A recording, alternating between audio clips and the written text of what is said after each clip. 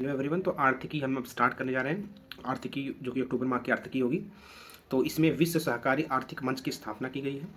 ये क्यों हुआ है? ये वैश्विक सहकारी आंदोलन को बढ़ावा देने के प्रयास में नई दिल्ली में सहकारी क्षेत्रों के नेताओं एवं विशेषज्ञों द्वारा विश्व सहकारी आर्थिक मंच की स्थापना की गई। तो ये इंपॉर्टेंट है, नई दिल्ली में ये स्थापना की गई है और इसका मुख्यालय नई दिल्ली होगा। और ये फोरम विश्व की 30 लाख से अधिक सहकारी समितियों का प्रतिनिधित्व करेगा और जो दुनिया भर के कार्यबल के 10% का रोजगार प्रदान करेगा, जो बहुत इंपॉर्टेंट है।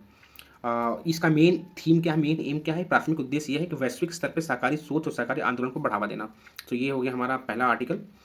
और नेक्स्ट आर्टिकल जो इंपॉर्टेंट है, एडीबी ने $400 मिलियन का ऋण मंजूर किया है भारत सरकार को। ये क्यों किया है? शहरी सुधार एजेंडे और कुशल प्रशासन प्रणाली के लिए $40 करोड़ की। और ये क्यों दिया है? सस्टेनेबल सिटी डेवलपमेंट गोल हमारा था, सतत शहरी विकास और सेवा वितरण कार्यक्रम और वो कार्यक्रम के लिए दिया गया है। इतना ही हमें याद रखना है। अ, अब नेक्स्ट आर्टिकल चलते हैं। ईवी रेडी इंडियन डैशबोर्ड का शुभारंभ किया गया है। ईवी रेडी से आपको पता होना चाहिए कि एवरी ईवी रेडी क्या होता है, इसे बताइए। ये होता है केंद्रीय विद्युत तथा नवीन नवीकरण ऊर्जा मंत्री आर के सिंह ने इसको 16 अक्टूबर को स्टार्ट किया था नई दिल्ली में। ये क्या करेगा? आपको चार्जिंग स्टेशन कितना दूर है आपसे, चार्जिंग स्टेशन इलेक्ट्रिक व्हीकल की चार्जिंग स्टेशन कितना दूर है, और पहले से आप स्लॉट बुक कर सकते हैं। तो ये बहुत अच्छा पहल है। ईवी रेडी मतलब आप पहले ही ऑनलाइन बुक कर लीजिए और वहाँ जाकर तुरंत आपको चार्जिंग मिल जाएगा। तो ये बहुत अच्छा पहल है, क्योंकि इलेक्ट्रिक व्हीकल का सबसे बड़ा प्रॉब्लम यही है कि हम चार्जिंग स्टेशन ढूंढ नहीं पाते हैं। तो ये एक अच्छा है, ये ऐप पे आप देख सकते हो। भारतीय एरोस्पेस क्षेत्र में प्रतिभा विकास हेतु समझौता, ये 100% क्वेश्चन यूपीपीसीएस के लिए आप अभी से मार्क कर लीजिए। अगर ये एग्जाम में नहीं आया तो बताइएगा आप। ये 100% क्वेश्चन है। भारतीय एरोस्पेस क्षेत्र में आईआईटी कानपुर और एयरबस ने मिलकर समझौता एक किया है कि इसमें बच्चों को स्किल डेवलपमेंट करना है, उनके मेंटरशिप एक्सपोजर और उद्योग का अनुभव प्रदान करेंगे एरोस्पेस फील्ड में।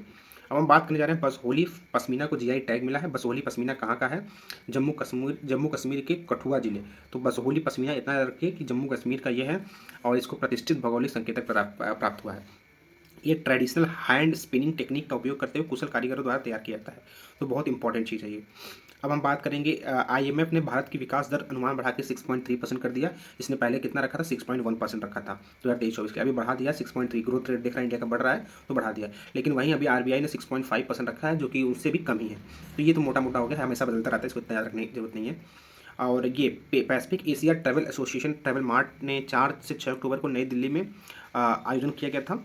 तो बस इतना याद रखना है कहाँ आयोजन किया गया है, मेन थीम क्या है, और इसकी स्थापना 1951 में हुई थी। इसका मुख्यालय बैंकॉक है। तो कुछ इसमें बहुत डिटेल में जाने की जरूरत नहीं है, कुछ टाइम वेस्ट हो जाएगा इसमें। अभी 10 लाख टन गैर बासमती चावल को निर्यात की मंजूरी मिल गई थी, जो कि पहले हम लोग क्या हुआ था, रोक दिया गया था कि अब हम लोग चावल को एक्सपोर्ट नहीं करेंगे। तो ये अभी अलाउ कर दिया गया है। 10 लाख टन गैर बासमती चावल को निर्यात की मंजूरी मिल गई है। और 21 जिलों में नेपाल, कैमरून, कोटे डियावार, गिनी, मलेशिया, फिलीपींस, सेशल्स में शामिल है। इसमें 4 अफ्रीकी देश हैं। तो ये पूछ सकता है कितने अफ्रीकी देश हैं? 4 अफ्रीकी देश हैं। तो कौन कौन से अफ्रीकी देश हैं? कैमरून, कोटे डियावार और सेशल्स हैं और गिनी है। तो ये 4 देश हैं। अब हम बात करने जा रहे हैं हैदराबाद में देश का, ये क्वेश्चन पेट क्वेश्चन है, ये बनना तय है। हैदराबाद में देश का पहला सोलर रूफ साइकिलिंग ट्रैक बनाया गया है। तो इतना याद रखिए, हेल्थफिन नामक एक इनोवेटिव ट्रैक विश्व स्तर पर अपनी तरह का दूसरा ट्रैक है। तो पहला ट्रैक कहाँ, ये भी हमें जानना पड़ेगा कि पहला ट्रैक कहाँ है। दक्षिण कोरिया में डिजॉन और सजांग बाइक जो बनाया गया, ये पहला है। तो ये बहुत इंपॉर्टेंट है कि हैदराबाद में देश का पहला सोलर रूफ साइकिलिंग ट्रैक बनाया जाएगा। पहला क्या बनाया जाएगा? हैदराबाद में देश का पहला सोलर रूफ साइकिलिंग ट्रैक बनाया जाएगा। अब हम बात करने जा रहे हैं चाक चुरपी, हाँ सॉरी, एक हमने एक आर्टिकल मिस कर गया जो कि बहुत इंपॉर्टेंट है। एक रेफरेंस ऑयल मतलब रेफरेंस फ्यूल का उत्पादन शुरू किया गया है। किसके द्वारा किया गया है? इंडियन ऑयल कॉर्पोरेशन द्वारा किया गया। बहुत इंपॉर्टेंट है। ये रेफरेंस फ्यूल क्या होता है? ये हाई लेवल प्योरिटी ईंधन होता है, मतलब फ्यूल होता है जो सामान एवं प्रीमियम पेट्रोल और डीजल काफ़ी से बेहतर होता है। और ये क्या करती है हमारी, ये रेफरेंस फ्यूल हम लोग अमेरिका यूरोप से खरीदते हैं। ये क्यों काम में आता है? गाड़ियों के टेस्टिंग, इंजन कैलिब्रेशन और सर्टिफिकेशन में प्रयोग किया जाता है। जैसे हम लोग इंजन देखते हैं इसका सही है कि नहीं है, तो कैलिब्रेट करने के लिए हमको रेफरेंस फ्यूल डाल के चेक करना पड़ता है कि कितना धुआं निकाल रहा है, कितना कार्बन डाइऑक्साइड निकाल रहा है। तो ये है रेफरेंस फ्यूल का। और अब हम बात करने जा रहे हैं क्या बोलते हैं, याक चुरपी खामती चावल और तांगसा कपड़ा का जीआई टैग कहाँ से मिला है? अब ये बहुत इंपॉर्टेंट है। चेन्नई में स्थित GI tag registry Arunachal Pradesh के खामती चावल, त्वांग और याक चुरपी और तांगसा वस्त्र को भौगोलिक संकेतक दिया गया है। तो हम बात कर लेंगे खामती चावल कहाँ, नाम से ही जिले से रिलेटेड है। चुरपी एक पनीर उत्पाद है जो भारत, नेपाल और भूटान में हिमालय क्षेत्र में व्यापक रूप से खाई जाती है। और चांगलांग जिले के तांगसा जनजाति की कपड़े उत्पाद के लिए अपना ये मिला है। तो ये 3 इंपॉर्टेंट है, याक चुरपी, खामती चावल और तांगसा कपड़ा।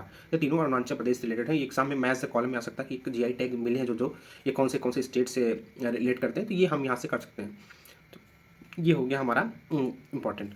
और राष्ट्रीय कृषि एवं ग्रामीण विकास बैंक नाबार्ड भौगोलिक संकेतक के स्वदेशी उत्पादों का पंजीकरण समर्थन करने में सक्रिय रूप में शामिल रहता है, यही मॉनिटर करता है। अब हम इंटरनेशनल करंट अफेयर पे जाएंगे, जो कि बहुत ज़्यादा नहीं पढ़ना है। जापान भारत सेमीकंडक्टर आपूर्ति श्रृंखला की साझेदारी में पार्टनरशिप हुआ है, सेमीकंडक्टर सप्लाई चेन पार्टनरशिप। और इससे दो तरह के, एक तो गवर्नमेंट टू गवर्नमेंट लाभ उठाने के लिए, एक बिजनेस टू बिजनेस, व्यवसाय से व्यवसाय तक, दोनों द्विपक्षीय सहयोग बढ़ाए जाएंगे, तो इतना याद रखिए। इसमें एमओसी साइन किया गया है। इस एमओसी का उद्देश्य होगा उद्योग और डिजिटल प्रौद्योगिकी की उन्नति के लिए सेमीकंडक्टर के महत्व की पहचान करते हुए सेमीकंडक्टर आपूर्ति श्रृंखला का सर्वाधिक करना। मतलब सेमीकंडक्टर सप्लाई चेन पार्टनरशिप हमने जापान के साथ बनाया, मोटा मोटा याद रखिए, बहुत डिटेल में जाने की जरूरत नहीं है। श्रीलंका द्वारा निःशुल्क वीजा पायलट प्रोजेक्ट लॉन्च किया गया है, 7 देशों में भारत भी शामिल है, इतना याद रखिए। एक प्रकार से ऑनलाइन इलेक्ट्रॉनिक वीज़ा है, जो कि आप टूरिज्म के लिए इस्तेमाल कर सकते हैं। सुल्तान इब्राहिम बने मलेशिया के नए राजा, ये इंपॉर्टेंट है, सुल्तान इब्राहिम बने मलेशिया के नए राजा, क्योंकि हमारे देशों के प्रधानमंत्री ये सब पूछता है। तो मलेशिया में शाही परिवार, मतलब यहाँ पे अभी भी एक प्रकार से ऑटोक्रेसी है, मतलब एक राजशाही है, राजतंत्र है। तो यहाँ के शाही परिवार के जोहार राज्य के शासक सुल्तान इब्राहिम सिकंदर को देश का नया राजा चुन लिया गया है। ये अब तो इसके बारे में सुल्तान इब्राहिम के बारे में कुछ बातें दी गई हैं, जो कि हमें ज़रूरत नहीं है। और अब बात कर रहे हैं, चौथी बार स्लोवाकिया के प्रधानमंत्री बने रॉबर्ट पिको, या ऑलरेडी ऐसा क्वेश्चन आ चुका है। रॉबर्ट पिको चौथी बार स्लोवाकिया के प्रधानमंत्री बने हैं। ये शायद प्रीवियस ईयर क्वेश्चन में मुझे लग रहा है, जहाँ तक अनुमान है कि लास्ट ईयर क्वेश्चन पूछा था, स्लोवाकिया के प्रधानमंत्री कौन बने, रॉबर्ट पिको, जो कि 3-4 ऑप्शन थे। ये लास्ट ईयर ही प्रीवियस, क्योंकि ये कितनी बार बने, चौथी बार लगातार बने।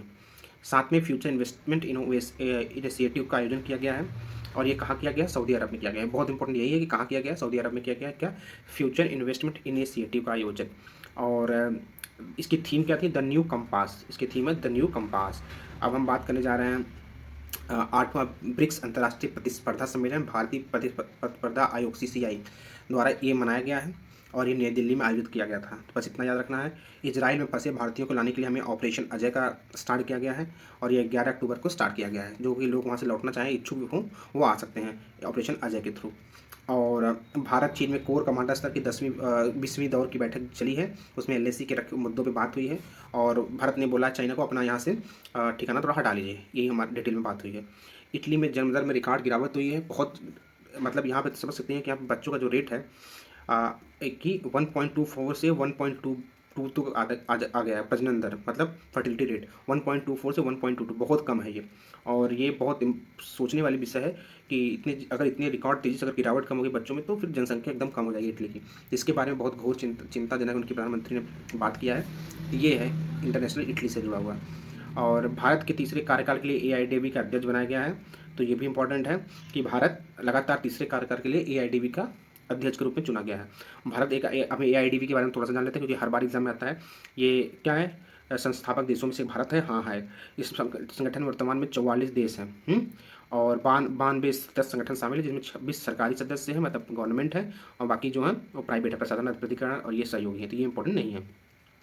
अब हम बात करेंगे, ये बहुत इंपॉर्टेंट, मालदीव के राष्ट्रपति चुनाव में डॉक्टर मोहम्मद मोइजू, जो कि चीन ओरिएंटेड, इनका मत जो होता है चाइना प्रो चाइनीज़ है ये, इन्होंने राष्ट्रपति का चुनाव जीत लिया है, और इन्होंने अपना काम शुरू कर दिया है, बोला कि भारतीय सैनिक यहाँ से जाएँ।